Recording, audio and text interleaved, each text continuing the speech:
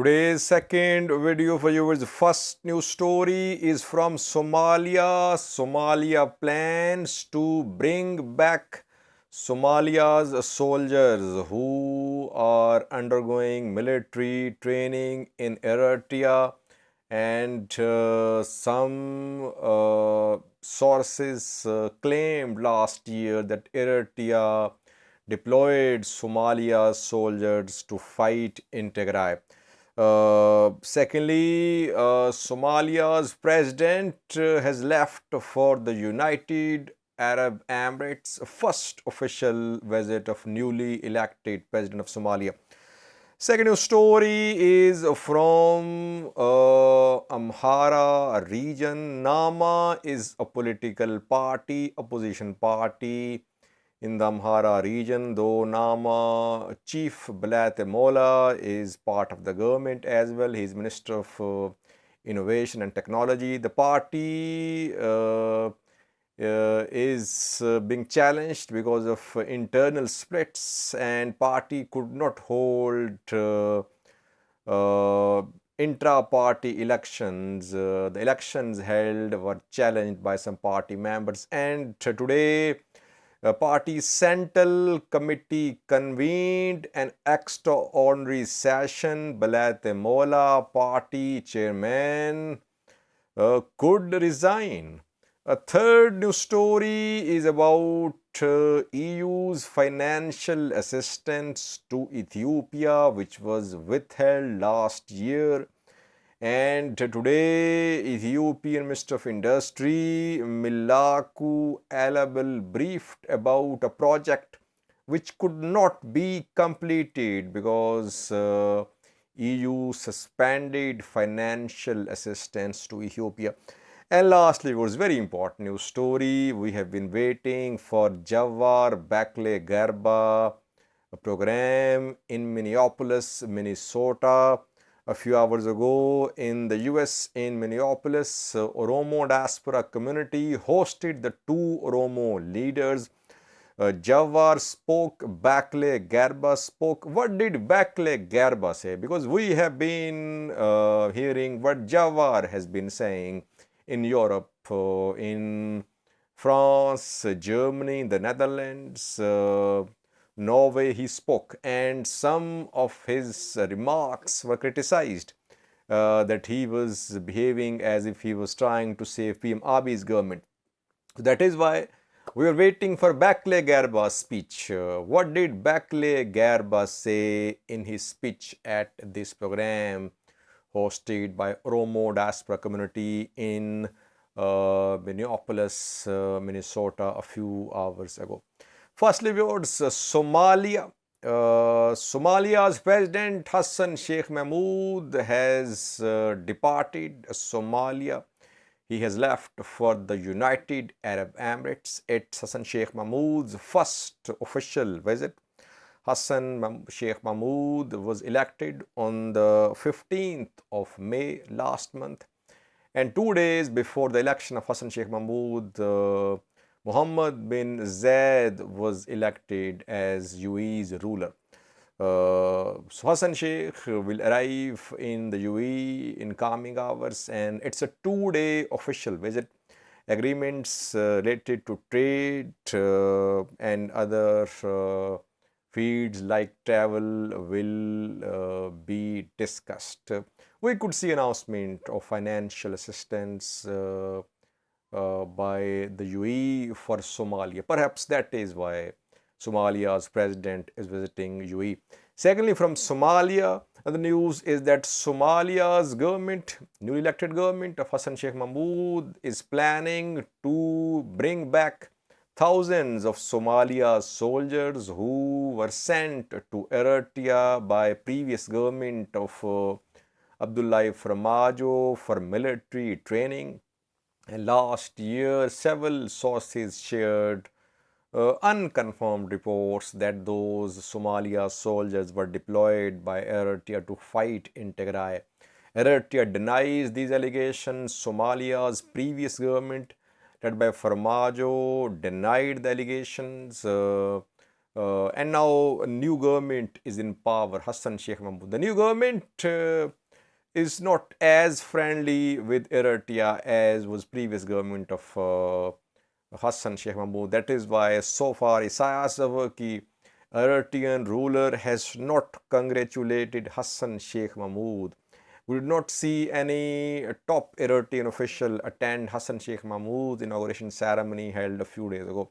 It means that Eritrea Somalia relations are now strained and frosty.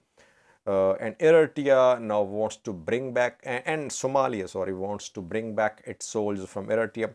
Question is, will Eritrea allow Somalia soldiers to return to Somalia? Because a few days ago we heard some rumors that Eritrean government was demanding money that Eritrea had spent tens of thousands of dollars on the training of Somalia recruits. That is why Somalia must pay this amount. So let's see. We'll update you in coming videos. But so far, it has been confirmed that Abdi Kareen Ali Kar, who is President of Somalia's spokesperson, he has confirmed that Somalia's government plans to bring back its soldiers from Eritrea. A second news story is about an Ethiopian political party. The name of the party is NAMA, National Movement of Amhara's opposition party, mainly based in the Amhara region of Ethiopia, contested last year's election as opposition party. After the election, it became part of the government. Parties had Belete Molla is Minister of Innovation Technology in Ethiopia. And the party is splitting. There are serious splits in the party. A few weeks ago, the party held intra-party election, but the election was challenged by some party members, and National Election Board of Ethiopia declared intra-party election null and void, and 2 months were announced, 2-month period was given to NAMA to reconduct party election, which could not be conducted so far. Today, a party central committee held a meeting, and reportedly Belete Molla could resign. Either he is willing to resign or he has been told by central committee members to resign. An interim chairman will be announced. A convener or some committee will be formed, and General Assembly will be held for the election of new central and executive committees and new chairman of the party. Will Belete Molla resign? If he resigns, who will be the interim chairman of the party? That remains to be seen. But there are serious splits in the party. National Election Board of Ethiopia this week in a statement said that NAMA must conduct the election in the specified period of 2 months. The period will expire in coming days. Before that, NAMA wants to conduct party election, but Belete Molla is still there leading the party. Will he resign or not? That remains to be seen. Why is that Belete Molla is being told to resign? It is said that he is from Wollo, and party members are of this opinion that he is in alliance with the federal government of PM Abiy, and he did not work proactively for the protection of the rights of the Amhara people. That is why the party should be led by someone who can speak freely, who can work freely for the people of the Amhara region. Thirdly, viewers, Ethiopian industry minister says that Ethiopia could not complete a project because EU suspended financial assistance to Ethiopia last year. We know that last year, after the start of Tigray conflict, both EU and US suspended financial aid to Ethiopia, and several projects could not be completed. US removed Ethiopia from AGWA as well. In the previous video, I reported about some companies which are closing their operations in Ethiopia because the companies say that they are not in a competitive position in US markets now.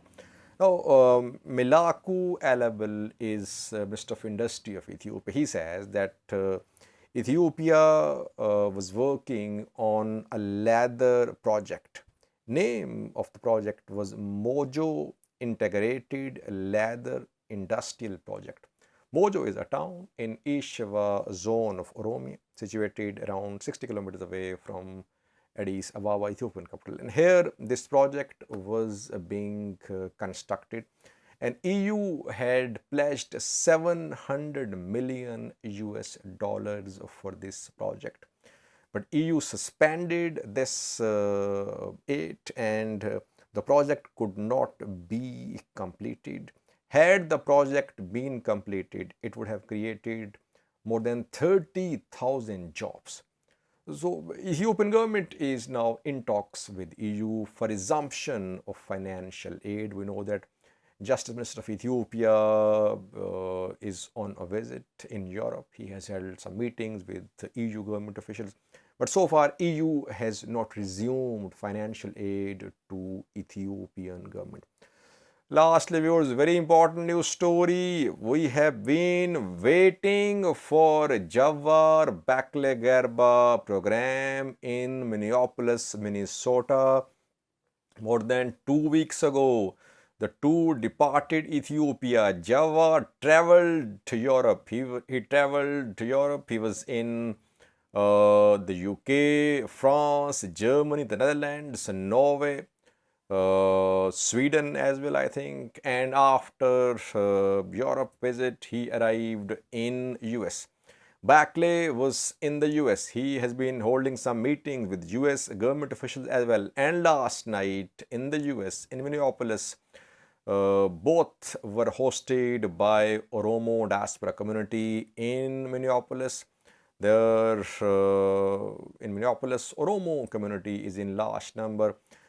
Several thousand were there in Minneapolis at the program organized a few hours ago. Who were there? What did Bekele Gerba say? Because we have been waiting for Bekele Gerba to speak. Jawar has been speaking in Europe. I have been reporting what he's been saying. And he was accused of being in secret alliance with PM Abiy's government, that he was working to rescue, to save PM Abiy's government. So everyone was waiting for Bekele Gerba. Firstly, who were the main figures who delivered speeches, who were there at the program? Minneapolis mayor attended the program. He delivered a speech as well. That shows the influence of Oromo community in Minneapolis. His name is Jacob Frey. Two senators also spoke, John Hoffman and Senator Kerry. Thirdly, Minneapolis City Council member Jamal Usman spoke as well. Bekele Gerba spoke, Jawar spoke, and they took some questions too. What did Bekele Gerba say? Did he agree with what Jawar has been saying, that there should be peace, talks, negotiations? Bekele Gerba said something different in his speech. Firstly, he said that those who brought about change in Ethiopia, they have been victims of persecution. They've been tortured, they've been killed, their house is set on fire, and they're still fighting. He was referring to 2018 change, when PM Abiy came to office. After that, Oromo suffered, firstly. Secondly, he said he justified armed struggle. He said those whose houses have been set on fire, whose families killed, whose fathers, mothers killed, what will they do? They'll fight. He justified. He did not oppose armed struggle in his speech. Having said that, he preached talks. He said, if Ethiopian government can talk to Tigray, why can't it talk to Oromo Liberation Army? Ethiopian government, Ethiopian forces could not defeat Tigray forces. That is why talks started.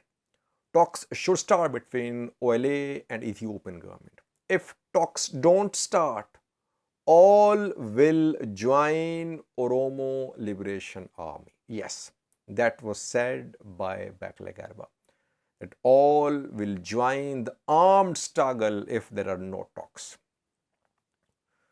Then he talked about their relation with Ethiopian government. He said that they'll talk to the government. If government does not listen, they'll block the roads. They'll do whatever they can to achieve their objectives. The struggle will continue. So you see that he seems to be taking a different line. Gerba did not say in any of his speech that if talks with Ethiopian government fail, OFC would block roads, OFC would launch a movement. But Bekele Gerba is clearly saying that if Ethiopian government and Oromo Federalist Congress, Oromo parties, if they cannot reach an agreement about Oromo struggle, movement will start. He called for the release of OLF leaders too, they should be released. And he talked about the plight of prisoners, lack of access regarding medical aid, other problems that prisoners, especially political prisoners, are facing in Oromia. So overall, we can say that Bekele Gerba tried to remove the misunderstandings which have been created among Oromos after Gerba's recent speeches in Europe. He is sending a very clear message. He said, we are not with this government. We are opposition. We are opposing the government. We'll talk to them, government officials, government. If they don't listen, we'll continue our struggle. And he further said that Dejine Tafa and Hamza Burana also wanted to travel to the US, but they were not allowed due to visa problems. They could not travel. So overall, we can say that Bekele Gerba's speech was a speech which was meant to unite Oromo diaspora, Oromos in Ethiopia. Lastly, my personal observation views. This event was all about Oromo and Oromias. National politics was missing. Gerba spoke about some national issues in his recent appearances, but here it was all Oromias. So Gerba Bekele Gerba trip is mainly to mobilize Oromo diaspora. It was all Oromo event. There was nothing Ethiopian seen in this event. And that is what Ethiopian politics is. These politicians, even if they want to, they cannot go beyond ethnic politics. They address the concerns, the issues of their ethnic group. And that is how they can secure the political future. But I always say that Ethiopia needs national politicians who can think beyond, who can go beyond these ethnic barriers. These ethnic barriers do not cement people. They somehow don't lead to cohesion and harmony in the country. But it's a difficult path. Gerba spoke a little about nationalist politics in his previous appearances, and you saw that he faced a backlash. And now Bekele Gerba is trying to remove the misunderstandings created by Gerba's speeches. Thanks for watching.